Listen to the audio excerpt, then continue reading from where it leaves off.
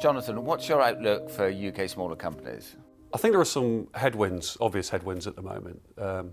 So Brexit is on a very near-term horizon, and that's created a good deal of uncertainty for UK markets.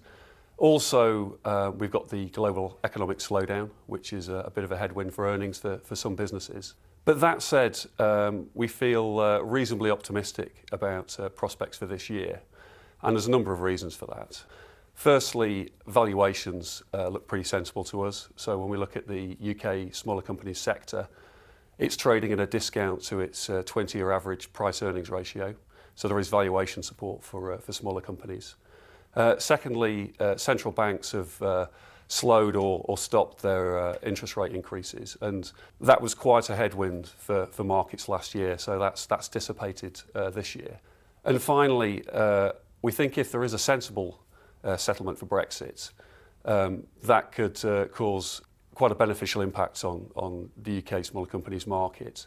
There are a lot of domestic and overseas investors who've sat on the sidelines for some time who may look to get back involved with UK domestics, and that could be quite beneficial to the market. So you've mentioned Brexit a couple of times. I mean, how you speak to a lot of companies, how are they positioning themselves ahead of it? We've been speaking to businesses for a number of years now about Brexit. And while we haven't found any businesses that wanted this to happen, we don't think it's going to be too bad for the portfolio. Now, some of them are putting in extra inventory in case there are delays at UK ports. There's the odd business that's looking to invest in a new warehouse. They're typically businesses with very short supply chains where customers need product quickly. So they're putting a bit of capex in there. And with service-led businesses, most of the companies we own also have offices in continental Europe. So what they would do is look to shift work from the UK to continental Europe if necessary. So in terms of sort of analyst coverage, there's not a lot for a lot of small caps. So how do you sort of engage with small caps? One of the things I like about investing in smaller companies is that we get very good access to management teams. We do around 350 management meetings and site visits a year. So it's a very big part of what we do as fund managers.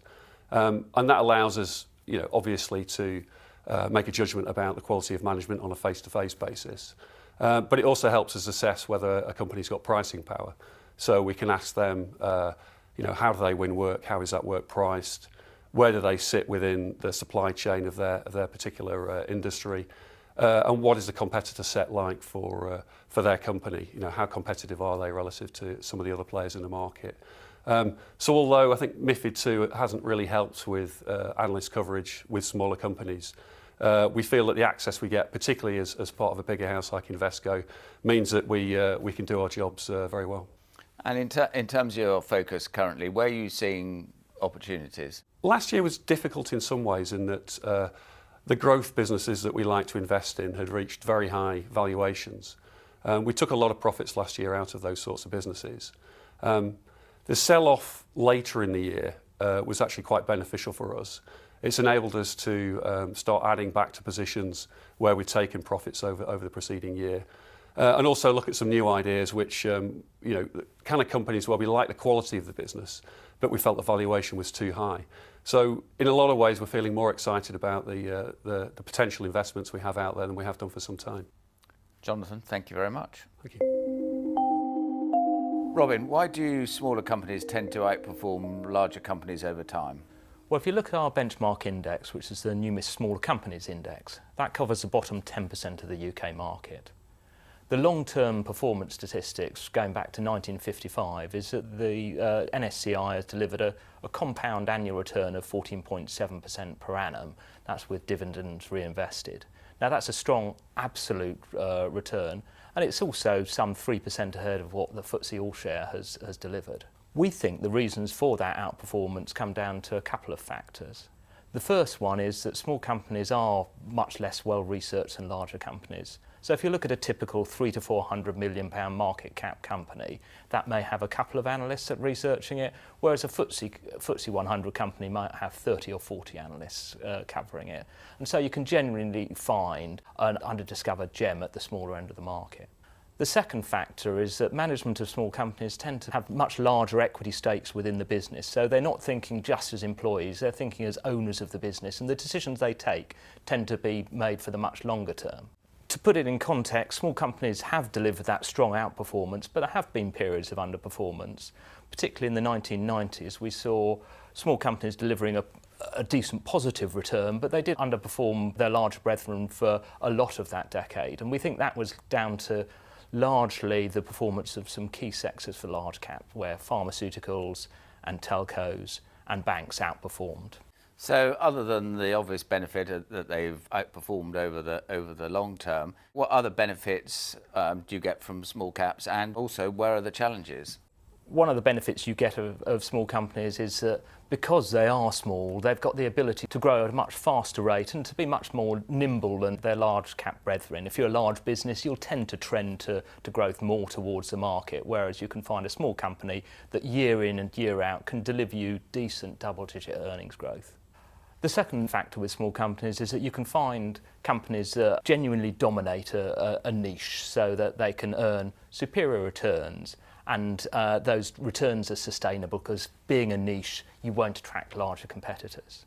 There are clearly challenges within investing in small companies, one of them being they are less well researched, and so you have to do a lot more of your hands-on research. So we spend a lot of time analysing the report and account, looking at the websites. We conduct over 300 management meetings each year, and that tends to be one-on-one meetings, and we'll go out and visit sites and make sure we get a really good understanding of the business. The second challenge with smaller companies is that they are less liquid. You have to be much more patient about building up a position in the stock. We tend to invest with a much more long-term investment horizon, so we're quite happy to build a position over a number of months because we know we're going to hold that stock for perhaps 3 or 4 years. In terms of investment vehicles, what are the advantages of the investment trust structure? Firstly, it's a closed pool of capital, so that if you're facing more challenging and volatile markets, you're not going to be a forced seller of stock into those markets. Secondly, if there's a particularly attractive investment period, we can employ leverage within the portfolio to enhance those returns. And thirdly, one of the things that we've implemented with the Invesco Perpetual UK Smaller Companies Investment Trust is what we call an enhanced dividend policy. That means that we're paying out the income that the underlying investments generate, and that's supplemented by a modest payment out of the capital on the trust. And that means that the trust itself is yielding over 4%. So in terms of your overall positioning, you have significant exposure to the industrial sector. What's driving that?